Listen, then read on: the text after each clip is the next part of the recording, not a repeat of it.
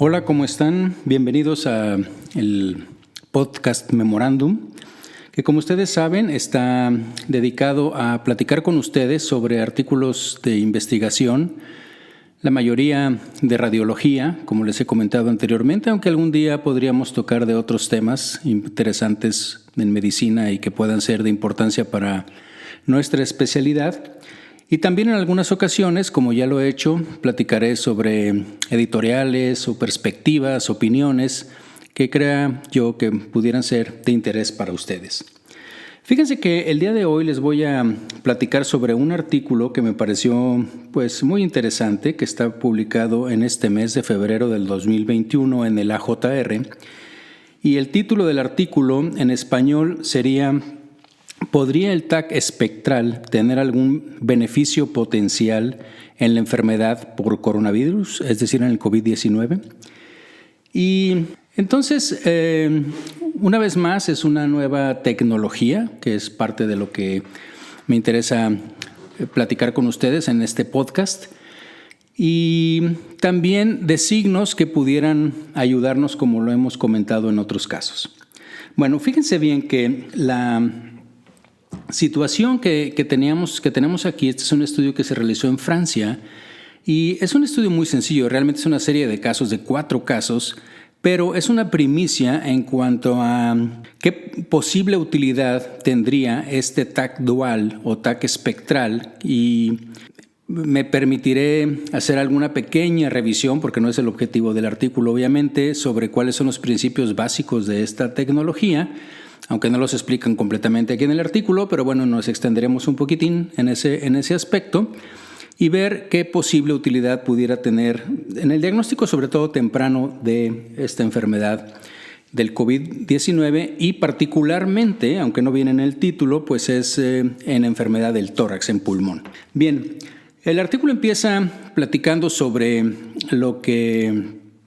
la historia de la enfermedad, cómo empezó en Wuhan en diciembre del año 2019, de ahí el nombre que tiene la enfermedad, como todos sabemos, en el COVID-19, y posteriormente, pues cómo esto fue creciendo y cómo finalmente, allá por marzo 11, la Organización Mundial de la Salud, pues ya la nombró como una pandemia. Y resulta interesante que también aquí lo describen, aunque lo voy a elaborar un poco más, cómo la tomografía computada en aquel momento pues tomó un papel muy importante, y ustedes recordarán, y bueno, les pido que recordemos todos lo que pasó allá por febrero, marzo, abril del año pasado, sobre todo en China, cuando tuvieron que hacer hospitales, cerrar esta ciudad de Wuhan y demás. Y recordarán ustedes que una de las tecnologías que más se utilizó para hacer el diagnóstico pues era la tomografía computada de pulmón. Y en aquel momento, incluso los primeros artículos, incluso hubo profesionales, radiólogos, que recuerdo una entrevista en el CNN que uno de los radiólogos ahí en Nueva York decía: yo puedo ver un TAC y decir específicamente si tiene COVID o no con un 100% de certeza. Después supimos que no era así, y que la razón era en aquel momento que, claro, en Wuhan el 34% más o menos de la población tenía COVID, pues claro que encontrar una lesión en vidrio despulido en aquel momento, pues obviamente que tenías una gran posibilidad de hacer el diagnóstico de COVID. Pero también recuerden que esa, por así decirlo, fama que se creó el TAC en el diagnóstico de COVID, pues fue porque en aquel momento las pruebas diagnósticas, el PCR, primero, no había en todas partes; segundo, se tardaba días; y tercero, acuérdense que hicieron hospitales allá, construyeron un par de hospitales prácticamente en una semana, y pues la manera más rápida de identificar que el paciente tenía COVID, un paciente sospechoso, pues era con una tomografía computada. De hecho, hubo varios artículos que seguramente ustedes recuerdan, en donde se demostró la sensibilidad y especificidad altísima que tenía el TAC, y de ahí que permeó la idea de que el TAC pudiera ser un método diagnóstico. Actualmente, pues ya sabemos que sí, es muy bueno, pero que obviamente no hace el diagnóstico, que hay otras enfermedades que pueden presentarse o estar básicamente con la misma forma de afección pulmonar. De hecho, acuérdense que es el SARS-CoV-2, porque el SARS-CoV-1 de hecho ya también afecta el pulmón, y básicamente por el mismo mecanismo. Entonces, bueno, finalmente la idea es que ahora pues el TAC no es para diagnóstico, pero sí nos sirve mucho en la parte que tiene que ver con la cuantificación, con hacer objetivo las lesiones y sobre todo por la detección temprana que en un momento determinado pudiera todavía requerirse y quizás sea el siguiente papel que tendríamos con esta nueva tecnología. Entonces, de lo que se trata esto es de ver la posibilidad de que la tomografía dual, o que también se llama espectral, pudiera ser de ayuda. Y entonces vamos a revisar un poco ahorita en la introducción del artículo y después un poco más en la discusión sobre cuál es el principio básico de esto. Pero recordemos que lo que realmente estamos viendo, y aquí en el artículo se centran, y así lo haré yo también, en la parte del vidrio despulido, pues es lo que estamos identificando es la atenuación a los rayos X por parte del tejido. Y dentro de eso, y hay que recordar que la manera en que los rayos X interaccionan con la materia es más o menos 4 o 5, dependiendo a qué autores lean, porque hay algunos autores que dicen que la no interacción con la materia pues es una forma de interacción, o sea, simplemente puede no pasar nada. Pero bueno, finalmente, de las 4 o 5 que se describen, solo hay 2 que realmente tienen importancia en la radiografía, así también en la tomografía computada, y que es el efecto fotoeléctrico y el efecto Compton, la dispersión de Compton. El caso es de que nosotros, ahorita les platico, pero básicamente con esta tecnología nosotros podemos tener mapas, imágenes pues que corresponden a mapas de lo normal, que es la monoenergía, o sea, lo que hacemos ahorita como en cualquier tomógrafo que tenemos en todos los hospitales y gabinetes y demás. Podemos hacer un mapa de yodo si es que al paciente le inyectamos contraste y entonces poder decir, muéstrame el yodo o quítame el yodo. Y la otra cosa que podemos hacer es mostrar un mapa del número atómico y un mapa de la densidad de electrones. Bien, desde el punto de vista de la tomografía dual o espectral hay básicamente 2 técnicas. Una que se llama técnica o tecnología basada en la emisión de los rayos X, es decir, que tiene que ver con los tubos de rayos X, y aquí a su vez hay 2 variantes. Una en donde lo que tenemos es un tubo que alternativamente emite 2 energías, o un tubo que da 2 vueltas, una vez a una energía 80 kb y la otra vez a otra energía 120, 140 o 180 kb. Esa es una forma, y la otra es de que tengamos 2 tubos que dan al mismo tiempo la vuelta, ¿ok? O sea, una es un tubo que dispare 2 veces o que haga 2 disparos, pues, y la otra es que tengamos 2 tubos. Esa es una tecnología por emisión o de la emisión. Y hay una tecnología de detección, que es en la que se basa este artículo. Y en esta lo que tenemos es un solo tubo que está emitiendo una radiación en un espectro de kilovoltaje o de energía, y lo que tenemos atrás son un par de detectores. Imaginen que es un detector más delgado y después abajo un detector más grueso, de composición química diferente a lo que es, por ejemplo, el PET, aunque tiene el principio semejante.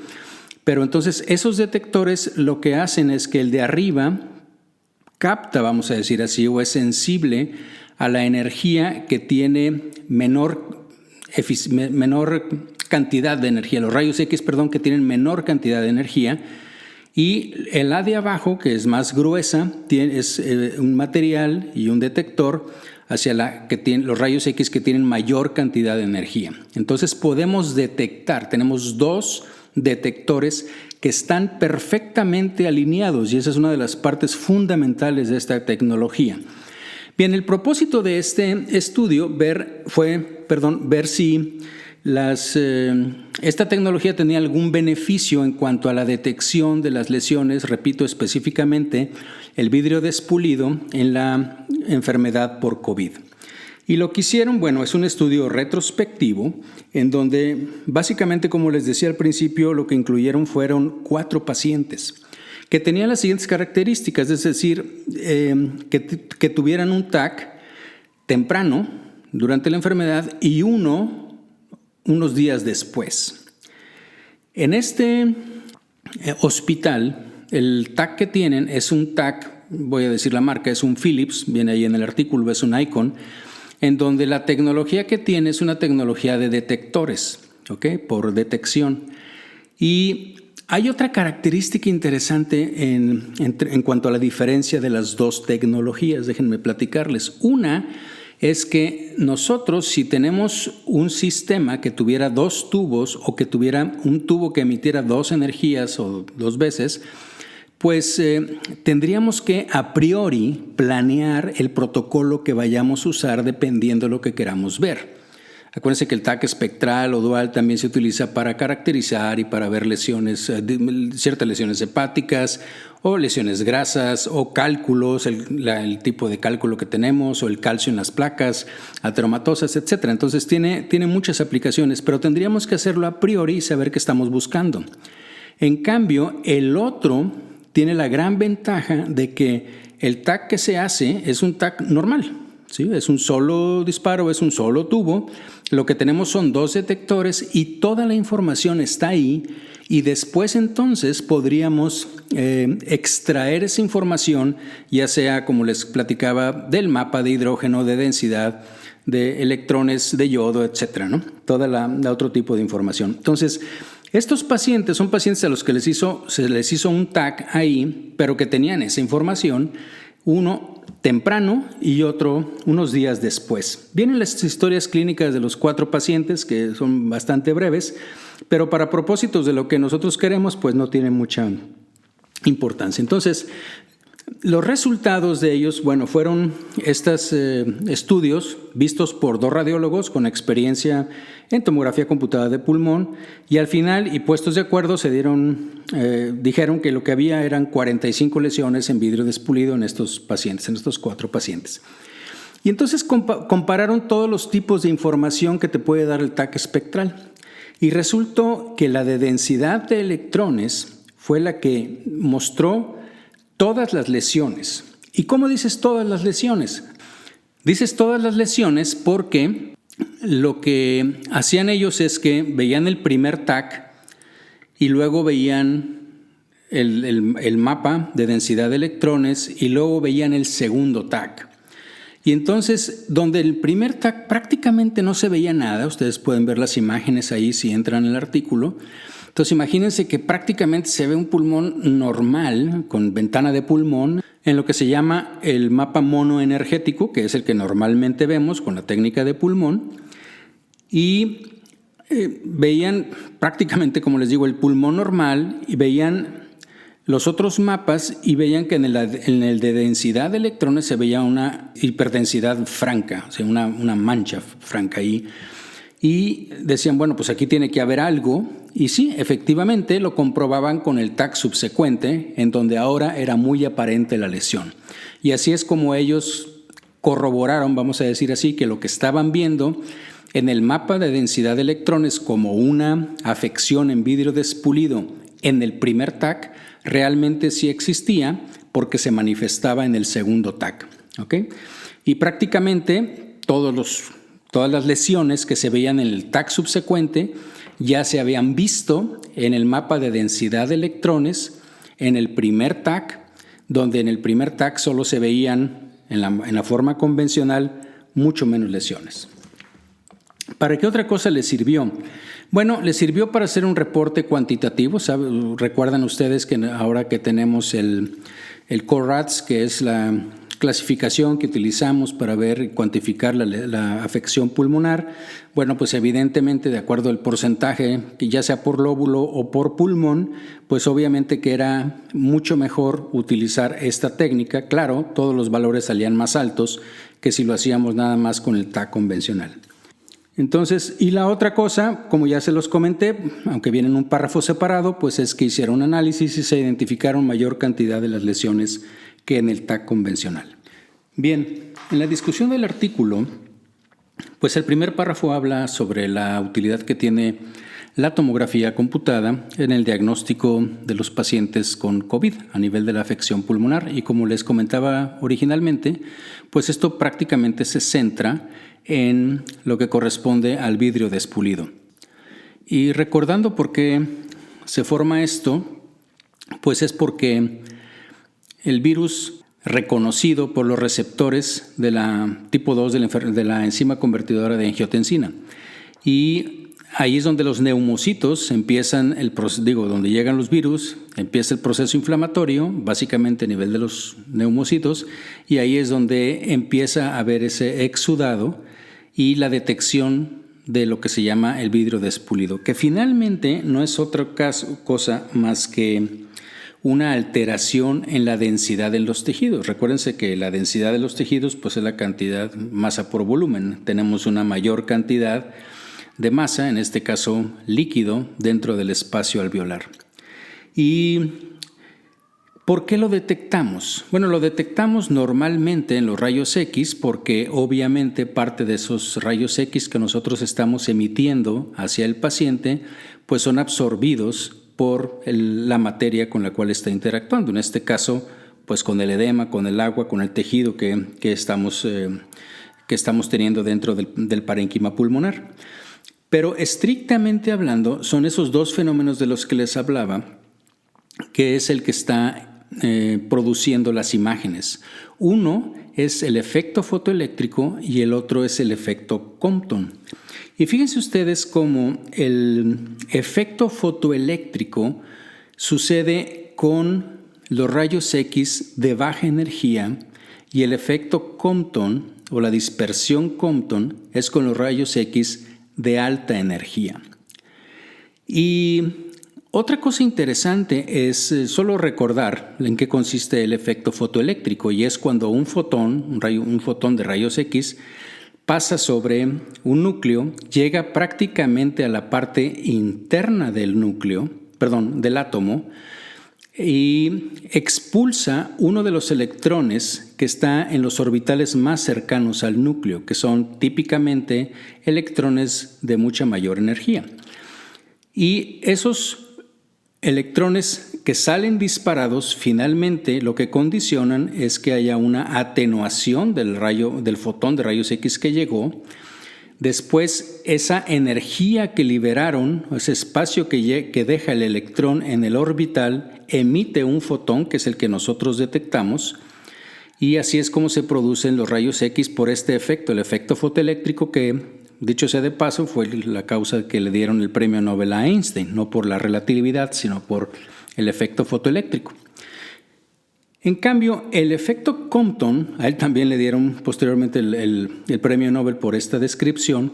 Él básicamente lo que demostró con esto es que al angular o al poner una luz ultravioleta sobre los rayos X que estaban incidiendo sobre un material, podía haber una expulsión de los electrones, pero específicamente de los electrones de la capa más superficial de cada uno de los átomos.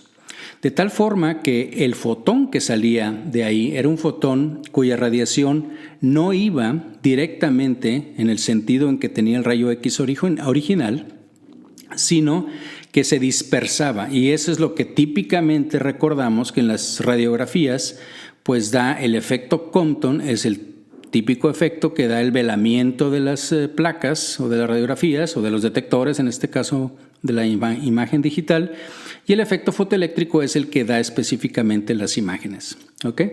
Entonces, pero esos dos efectos en esta tecnología dual los podemos separar, y los podemos separar en esta en particular, que me voy a centrar, que es en el de doble detector, pues porque les decía yo que hay un detector en la parte de arriba o superficial, que es el que está captando básicamente la energía o los rayos X, de menor energía, los que hacen el efecto fotoeléctrico, y el otro lo que hacen el efecto Compton. Debo decirles que ya entrando un poquitín en esto, bueno, el efecto Compton básicamente a las energías que trabajamos nosotros en imagen diagnóstica prácticamente es plano, o sea, no hay diferencia entre una energía y la otra. El que sí es muy diferente es el efecto fotoeléctrico, muy diferente si lo trabajamos a 40 kilovolts, 80 kilovolts o 180 kilovolts, ¿ok?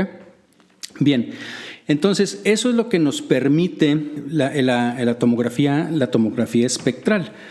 Entonces aquí ellos lo que demostraron, como les decía en los resultados, es que tomando esas imágenes básicamente del detector de abajo que tiene que ver con la densidad de los electrones, ellos pueden decir dónde existe mayor cantidad de densidad. Si ustedes ven las imágenes realmente se ven como sumamente contrastadas, como si no hubiera nada suave. Hagan de cuenta que se ve en esa imagen de densidad de electrones, se ve o blanco o negro, ¿okay? Pero entonces tienes una gran sensibilidad a lo que está que tiene mayor densidad. Entonces por eso puedes detectar las lesiones en vidrio despulido, aunque sean mínimos. La tomografía lo pone en blanco total. ¿Okay? Entonces por eso lo puedes identificar. Tú ves esa parte que está ahí en el pulmón, ves el TAC, que también puedes decirle a la máquina, dame la ventana de pulmón como si la hubiera hecho normal a 80 kilovolts, y te da una ventana de pulmón como si lo hubieras hecho normal, y claro que tú la ves y tú dices, no, pues aquí no veo nada. Entonces por eso es mucho más sensible. Si a lo mejor tú me dijeras, bueno, puedo bajar la energía, ¿sí?, de esta imagen o de mi TAC normal a 40, por ejemplo, para poder verlo, y la respuesta es sí. Podrías verlo, podrías ver esas lesiones, pero recuérdate que a menor energía entonces aumenta el ruido. Y entonces lo que ganas al bajar la energía lo pierdes al aumentar el ruido. Entonces por eso esta técnica resultó interesante y bueno, es novedosa. Como les digo, es algo que creo que podría dar para mucha investigación. La conclusión del artículo es de que bueno, podemos detectar lesiones muy tempranas.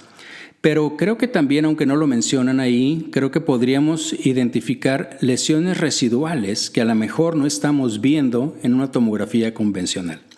Entonces, creo que son cosas interesantes que están pasando. Es una tecnología la cual vamos a tener que empezar a estudiar más y entender más, al menos personalmente.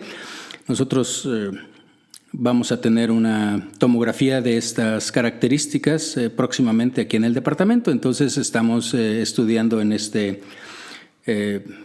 aspecto de esta tecnología. Entonces espero que haya sido de utilidad.